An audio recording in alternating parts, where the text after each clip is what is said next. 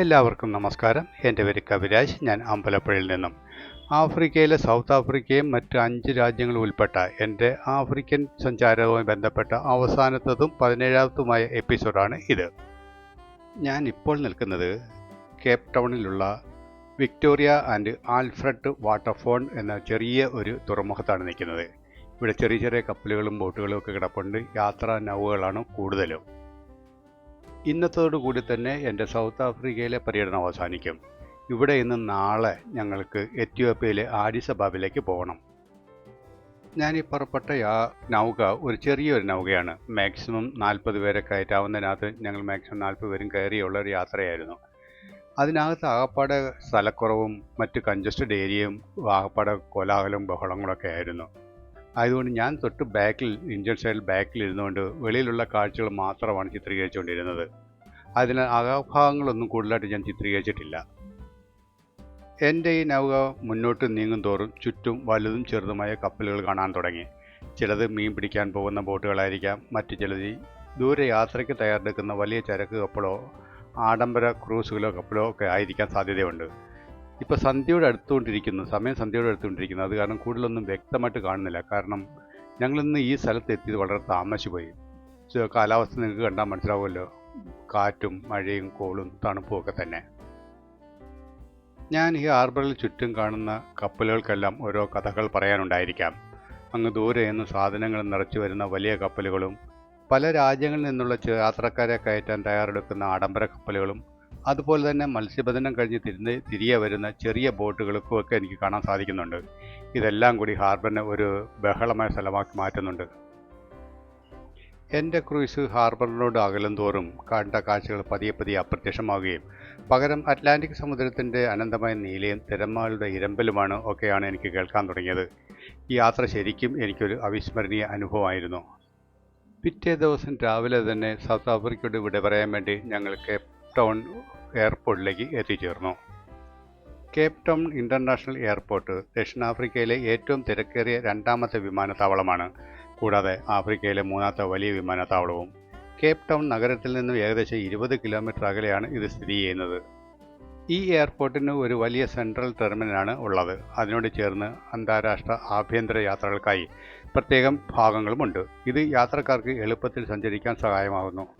Nelson മണ്ടേലയുടെ ഒരു statue അവിടെ പ്രധാനമായിട്ട് എനിക്ക് ആകർഷകമായി തോന്നി. അത് എല്ലാ പ്രധാന സ്ഥലങ്ങളിലും ആഫ്രിക്കയിൽ ഇത് സ്ഥാപിച്ചിട്ടുണ്ട്. അതിനോടനുബന്ധിച്ച് തന്നെ ഡ്യൂട്ടി ഫ്രീ ഷോപ്പുകളും കരകൗശല സാധനങ്ങൾ വിൽക്കുന്ന സ്ഥലങ്ങളും ഉണ്ടായിരുന്നു. ഞങ്ങൾക്ക് പോകാനുള്ള എയർക്രാഫ്റ്റ് റൺവേയിൽ വന്ന് ഇരിക്കുകയാണ്. ബോർഡിംഗ് സ്റ്റാർട്ടായി കഴിഞ്ഞാൽ നമുക്ക് അതിൽ കയറി പോകാവുന്നതേ ഉള്ളൂ. ബോർഡിംഗ് സ്റ്റാർട്ടായി ഒരു എയർവേ ബ്രിഡ്ജ് ഉണ്ടായിരുന്നു. അത് ഫ്രണ്ടിൽ ഘടിപ്പിച്ചിട്ടുണ്ട്. ബാക്കിലൂടെ കയറുന്ന പാസഞ്ചർക്ക് എയർവേ ബ്രിഡ്ജ് ഇല്ലായിരുന്നു. മഴ നെയ്യും കാറ്റും കൊണ്ട് തണുത്തുറച്ചാണ് ഞങ്ങൾ ബാക്കിലൂടെ സീറ്റിലേക്ക് കയറിയത്, കോവണിപ്പടിക്ക് കയറിയത്. ഫ്ലൈറ്റ് പുറപ്പെടുകയും ചെയ്തു. മഴയുണ്ട്, നല്ല മഴയുണ്ട്. അടുത്തത് ഞങ്ങളുടെ ആഡിസ് അബാബയാണ് ലക്ഷ്യം. 4.5 മണിക്കൂർ നേരത്തെ ഫ്ലൈറ്റിംഗ് ഉണ്ട് ഇവിടുന്ന്. നല്ലൊരു ടേക്ക് ഓഫ് ഞങ്ങൾക്ക് കിട്ടി. കഴിച്ച 10-11 ദിവസം ഒന്നിച്ചു കഴിഞ്ഞ ഈ 40 കൂട്ടുകാരെ പിരിയാൻ അധികം താമസമില്ല. കേവലം മണിക്കൂറുകൾ മാത്രമേ ഉള്ള ധാരണ ഞങ്ങളുടെ മനസ്സിൽ കിടക്കുന്നതുകൊണ്ട് എല്ലാവരും വളരെ ഉത്സാഹത്തോടെ ആയിരുന്നില്ല ഈ ഫ്ലൈറ്റിലിരിക്കുന്നതും സംസാരങ്ങളും മറ്റു കാര്യങ്ങളുമൊക്കെ. കാരണം അത്രയ്ക്ക് അറ്റാച്ച്മെൻ്റ് ആയിപ്പോയി ഞങ്ങൾ അങ്ങോട്ടും ഇങ്ങോട്ടും.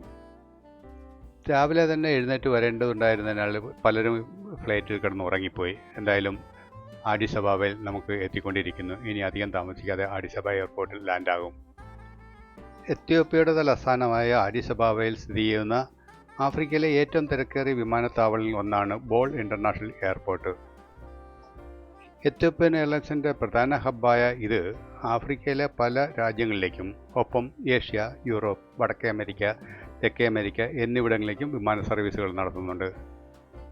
വിമാനത്തിനുള്ളിൽ ഞങ്ങൾക്ക് 40 പേർക്കും അടുത്തടുത്തുള്ള സീറ്റുകളാണ് ലഭിച്ചിരുന്നത്. അതുകൊണ്ട് കുശലങ്ങൾ പറഞ്ഞ് അങ്ങോട്ടും ഇങ്ങോട്ടും സമയം പോകുന്നതേ അറിയുന്നില്ല.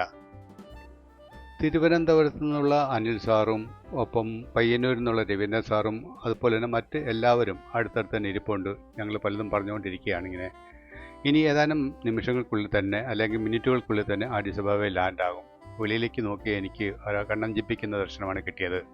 നീലാകാശം, നല്ല രീതിയിൽ നീലാകാശം. അതുമാത്രമല്ല താഴ്ഭാഗങ്ങളും ഭൂമിയും എല്ലാം തെളിഞ്ഞെളിഞ്ഞ് വരുന്നുണ്ട് കാഴ്ചയിൽ. ആഡിസ് അബാബ എയർപോർട്ടിൽ ഞങ്ങൾ ട്രാൻസിറ്റ് ആയത് കാരണം എയർലൈൻസ് ആയിരുന്നു ഞങ്ങൾക്ക് അക്കോമഡേഷൻ തരേണ്ടത്. അതിൻ്റെ പേപ്പർ വർക്ക്സും ഡോക്യുമെൻറ്റേഷനും സ്വല്പം സമയം എടുക്കേണ്ടി വന്നതിനാൽ ഞങ്ങൾക്ക് കുറച്ചധികം സമയം എയർപോർട്ടിൽ വെയിറ്റ് ചെയ്യേണ്ടതായിട്ട് വന്നു. അത് പലർക്കും ഒരു ക്ഷീണം സംഭവിച്ചിട്ടാണ് തോന്നുന്നത്. ഹോട്ടൽ ക്ലിയറൻസ് കിട്ടിയ ഞങ്ങൾ എത്യോപ്യയിൽ ഹോട്ടലിൽ ചെന്നതിന് ശേഷം അടുത്ത ദിവസം രാവിലെ തന്നെ സിറ്റി ടൂറിന് വേണ്ടി ഇറങ്ങി. കണ്ടാൽ പരിമിതികൾ മാത്രം ഉൾക്കൊള്ളുന്ന ഒരു രാജ്യമെന്നൊക്കെ മനസ്സിലാകും. ആഫ്രിക്കയുടെ കിഴക്ക് ഭാഗത്ത് സ്ഥിതി ചെയ്യുന്ന ഒരു രാജ്യമാണ് എത്യോപ്യ. ആഫ്രിക്കയിൽ ജനസംഖ്യയിൽ രണ്ടാം സ്ഥാനത്തുള്ളതും കരയാൽ ചുറ്റപ്പെട്ടതും ഏറ്റവും വലിയ രാജ്യവുമാണ് ഇത്. ആഫ്രിക്കയുടെ കൊമ്പ് എന്നറിയപ്പെടുന്ന ഭൂപ്രദേശത്താണ് എത്യോപ്യ സ്ഥിതി ചെയ്യുന്നത്. ആഡിസ് അബാബയാണ് ഇതിൻ്റെ തലസ്ഥാനം. ഞാൻ നേരത്തെ സൂചിപ്പിച്ചിരുന്നല്ലോ. രാവിലെ തന്നെ സിറ്റി ടൂറിന് ഇറങ്ങിയ ഞങ്ങൾക്ക് അത്ര പ്രത്യേകിച്ച് യോഗം തന്നെ കാണുവാനുണ്ടായിരുന്നില്ല.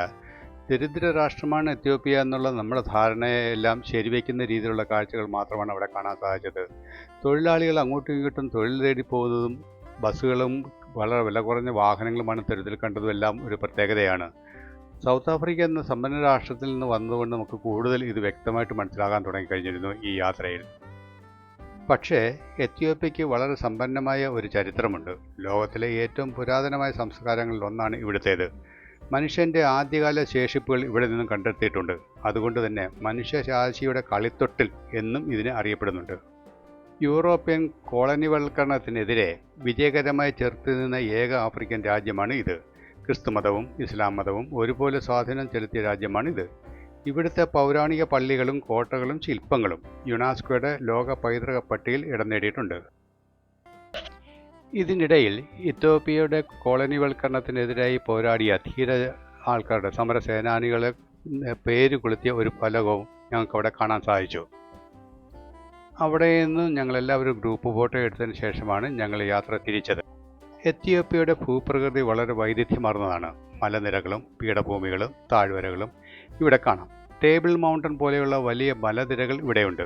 കിഴക്കൻ ആഫ്രിക്കയെ രണ്ടായി മുറിക്കുന്ന ഗ്രേറ്റ് റിഫ്റ്റ് വാലി എത്യോപ്യയിലൂടെയാണ് കടന്നു പോകുന്നത്. ഇവിടുത്തെ കാലാവസ്ഥ ഓരോ പ്രദേശത്തും വ്യത്യസ്തമാണ്. തുടർന്ന് ഞങ്ങൾ എത്തിച്ചേർന്നത് നാഷണൽ മ്യൂസിയം ഓഫ് എത്യോപ്യ എന്ന ചരിത്രപ്രധാനമായ ഒരു സ്മാരകത്തിലാണ് എത്തിച്ചേർന്നത്. രാജ്യത്തിൻ്റെ സമ്പന്നമായ ചരിത്രവും സംസ്കാരവും വ്യക്തമാക്കുന്ന ഒരു പ്രധാന സ്ഥാപനമാണ് നാഷണൽ മ്യൂസിയം ഓഫ് എത്യോപ്യ. മനുഷ്യരാശിയുടെ പരിണാമത്തെയും എത്യോപ്യൻ സംസ്കാരത്തെയും കുറിച്ച് ആഴത്തിൽ മനസ്സിലാക്കാൻ ഇത് സഹായിക്കുന്നുണ്ട് നമ്മളെ. അതിൻ്റെ ഫ്രണ്ടിൽ എത്തിയപ്പോൾ തന്നെ ഞങ്ങൾ എല്ലാവരും കൂടി ഒരു ഗ്രൂപ്പ് ഫോട്ടോ എടുത്തു. മ്യൂസിയം പ്രധാനമായും 4 നിലകളിലാണ് ക്രമീകരിച്ചിരിക്കുന്നത്. ഓരോ നിലയിലും വ്യത്യസ്ത വിഷയങ്ങളെക്കുറിച്ചുള്ള പ്രദർശനങ്ങളാണ് നടത്തിവെച്ചിരിക്കുന്നതും ക്രമീകരിച്ചിരിക്കുന്നത്. ബേസ്മെൻറ്റ് അല്ല നിലവറ എന്നും അറിയപ്പെടുന്ന ഈ ആദ്യത്തെ ഫ്ലോറിൽ മനുഷ്യ പരിണാമത്തെക്കുറിച്ചുള്ള പ്രദർശനങ്ങളാണ് പ്രദർശിപ്പിച്ചിരിക്കുന്നത്. മ്യൂസിയത്തിലെ ഏറ്റവും വലിയ ആകർഷണം ഇവിടെയാണ് ലൂസി എന്ന ഫോസിൽ. ഏകദേശം 3.2 ദശലക്ഷം വർഷം പഴക്കമുള്ള ആദ്യകാല മനുഷ്യ പൂർവികനായ ഒരു സ്ത്രീയുടെ അസ്ഥികൂടത്തിൻ്റെ ഭാഗങ്ങളാണ് ഇവിടെ കാണിച്ചിരിക്കുന്നത്. പ്രധാനമായും മനുഷ്യൻ 2 കാലുകളിൽ നടക്കാൻ തുടങ്ങിയതിനെക്കുറിച്ച് പഠിക്കാൻ ലൂസിയുടെ കണ്ടെത്തൽ ശാസ്ത്രജ്ഞന്മാരെ വളരെയധികം സഹായിച്ചിട്ടുണ്ട്. ഇവിടെ പുരാതനവും മധ്യകാലഘട്ടത്തിലുള്ള എത്യോപ്യൻ ചരിത്രത്തെക്കുറിച്ചുള്ള പ്രദർശനങ്ങളുമുണ്ട്. ആക്സ്മെന്റ് സാമ്രാജ്യത്തിൻ്റെ കാലഘട്ടത്തിലെ നാണയങ്ങൾ, ഉപകരണങ്ങൾ, ശിലാലിഖിതങ്ങൾ എന്നിവ ഇവിടെ കാണാം. ഇതോടുകൂടി എൻ്റെ ആഫ്രിക്കൻ രാജ്യത്തിലേക്കുള്ള പര്യടനത്തിൻ്റെ എല്ലാ ഐറ്റിനറിയും പൂർത്തിയാകുകയാണ്. ഞങ്ങൾ 40 പേരിൽ പലരും പല രാജ്യത്തു നിന്നും പല പോയിന്റിലും വന്നതായത് കാരണം എത്യോപ്യയിൽ വെച്ച് പലരും പല രീതിയിലേക്കും തിരിഞ്ഞു പോകും. അവസാനമായി ഞങ്ങൾ 40 പേർ ഒരിക്കൽ കൂടി ഒത്തുകൂടി. അതിലെ ചില അമൂല്യമായ നിമിഷങ്ങൾ.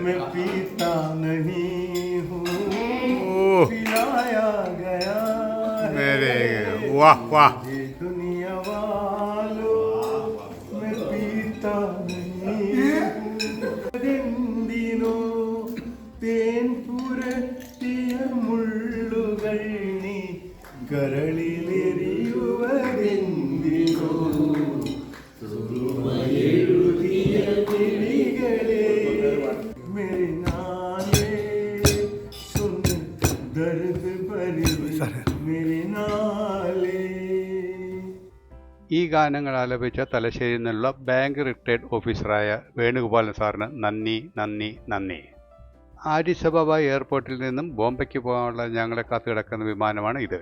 ഞങ്ങൾ ബോർഡ് എല്ലാവരും ഈ ഫ്ലൈറ്റിലേക്ക്. ഞങ്ങളുടെ ഈ കൂട്ടത്തിൽ ഓസ്ട്രേലിയയിൽ നിന്ന് വന്ന വിനുവും ദുബൈയിൽ നിന്ന് വന്ന ഡോക്ടർ സ്വാമിയും ഞങ്ങളുടെ ഒപ്പമില്ല. അവർക്ക് വേറെ കണക്ഷൻ ഫ്ലൈറ്റുകളാണ് ഉണ്ടായിരുന്നത്. എത്തിയപ്പയുടെ തലസ്ഥാനമായ അഡിസബാബിൽ നിന്ന് ഞങ്ങളെ വഹിച്ചുകൊണ്ടുള്ള വിമാനം ടേക്ക് ഓഫായി ബോംബെയിലേക്ക്. ബോംബെയിൽ ഞങ്ങളെത്തി ഞങ്ങളുടെ ബാഗേജ് എല്ലാം കളക്ട് ചെയ്യുന്നതാണ് ഇപ്പോൾ. 40 പേരുമായി തുടങ്ങിയ ഞങ്ങളുടെ ഗ്രൂപ്പ് ഇപ്പോൾ 38 എത്തിയിരിക്കുന്നു. ബോംബെയിൽ നിന്നും പല സ്ഥലങ്ങളിലേക്ക്, അതായത് കോഴിക്കോട്, കൊച്ചി, ബാംഗ്ലൂർ, തിരുവനന്തപുരം, അങ്ങനെ പല ഫ്ലൈറ്റിലേക്കും പല സ്ഥലത്തേക്കും പോകേണ്ട ആൾക്കാരുണ്ട്. അവർ അങ്ങോട്ട് പല പല രീതിയിലായിട്ട് പിരിഞ്ഞു. ഇനിയും വീണ്ടും എപ്പോഴും എവിടെയെങ്കിലും വെച്ച് കാണാം എന്ന രീതിയിൽ ഞാൻ എൻ്റെ കൊച്ചി ഫ്ലൈറ്റിൽ ബോർഡായി. ഇൻഡിഗോയുടെ ഫ്ലൈറ്റായിരുന്നു എനിക്ക്. അത് കൊച്ചിയിലേക്ക് ലക്ഷ്യം വെച്ച് പോവുകയാണ്. ഓർമ്മകൾക്ക് അവസാനമില്ല, സൗഹൃദങ്ങൾക്കും അവസാനമില്ല. ഇനിയും എവിടെയെങ്കിലും വെച്ച് ഈ 40 പേരെ വീണ്ടും കാണാം, ആനന്ദിക്കാം, സൗഹൃദം പുലർത്താം എന്ന പ്രത്യാശയോടുകൂടി ഞാൻ ഫ്ലൈറ്റിലിരുന്ന് ഇങ്ങനെ ഓരോരോ കാര്യങ്ങൾ ഇങ്ങനെ ആലോചിച്ചു. തൽക്കാലത്തേക്ക് ഞാൻ നിങ്ങളോടൊന്ന് വിട പറഞ്ഞു നോക്കട്ടെ.